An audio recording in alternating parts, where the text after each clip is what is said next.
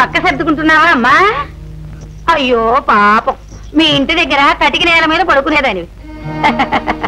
ఇక్కడ ఎక్కి తొక్కడానికి డబ్బరుకులు. వీటి ఖరీదెంతో తెలుసా అమ్మా? 1750 రూపాయలు. వీటి మీద పడుకోవడానికి అందం, చందం, అర్హత ఉండాలి. పిన్ని గారు, పిన్ని లేదు, పీచు లేదు. అసలు నా తమ్ముడికి మరదలకి బుద్ధి లేదు. ఆ మధుగాడు ఒక చవట. లేకపోతే బంగారం బొమ్మ లాంటి నా కూతురు వదిలిపెట్టి గోండ్రిగప్ప మొహం దాన్ని నిన్ను చేసుకుంటారంటే ఇదంతా నీ నుంచే వచ్చింది. మీరందరూ చేరి మాకు అన్యాయం చేశారు. ఈ ఇంట్లో సుఖంగా కాపురం ఎలా చేస్తావో నేను చూస్తాను. చూడు మొహం, పాడు మొహం నువ్వు.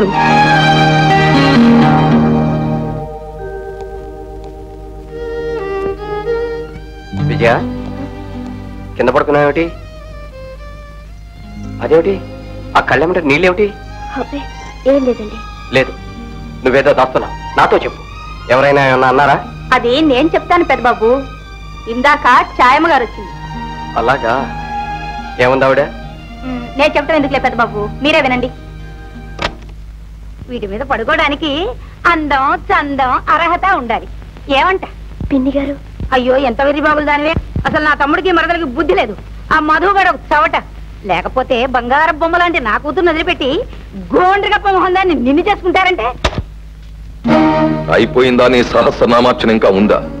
ఇవన్నీ ఎప్పుడు నేర్చుకున్నావే ఛాయమ్మా?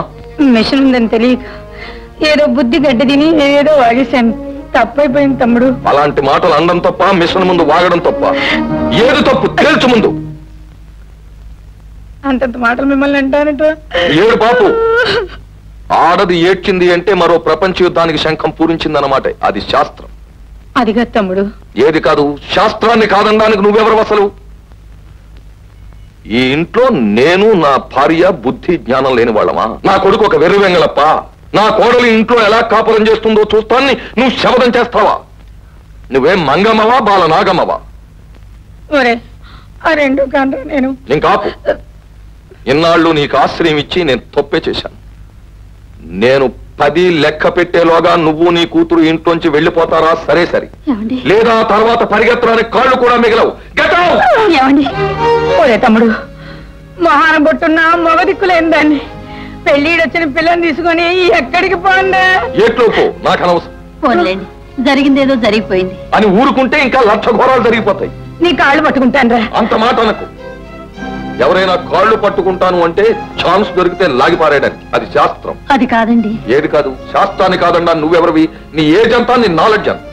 ఈ ఇంటి ఆడపడుచు వీధిని పడితే మన ఇంటి పరువు ఏం కావాలి? సరే, అవుట్ హౌస్ లో పడి ఉండమను. కానీ నాకంటే కనిపించడానికి మాత్రం వీల్లేదు. కనిపించారా? నోట్తో చెప్పను, చేసి చూపిస్తాను. కంటికి కనబడకుండా కష్టాలు ఎవరితో చెప్పకుండా దేవుడా.